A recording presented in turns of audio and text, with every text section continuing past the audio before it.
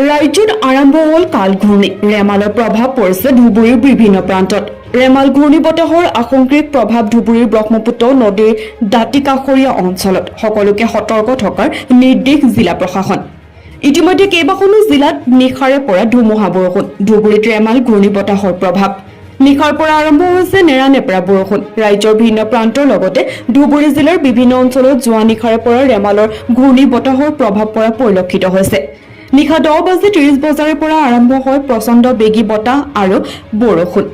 বতৰ বিজ্ঞানৰ আগজাননী অনুসৰি জিলা আইডব্লিউডি তৰফৰ পৰা নদীপথত ফেৰী আৰু নাও চলাচল বন্ধ কৰি দিয়া হৈছে ইয়াৰ ফলত নৈপৰীয়া অঞ্চলৰ ৰাইজ যাতায়াতৰ যোগাযোগৰ ক্ষেত্ৰত ভীষণ অসুবিধাৰ সন্মুখীন হ'বলগীয়া হৈছে ইতিমধ্যে বিদ্যালয়সমূহত 7:30 বজাৰ পৰা পাঠদান দিবলৈ চৰকাৰৰ ফালৰ পৰা নিৰ্দেশ জাৰি কৰা হৈছে কিন্তু চহৰাঞ্চলৰ যাতায়াতৰ যোগাযোগ একমাত্ৰ ব্যৱস্থা হৈছে ভুটভুটি নাও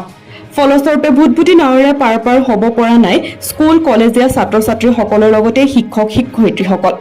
এই দৃশ্য ধুবুৰী নৈপৰীয়া অঞ্চলৰ নিশাৰ পৰা এতিয়ালৈকে জিলাখনত অব্যাহত আছে বৰষুণ আৰু বতাহ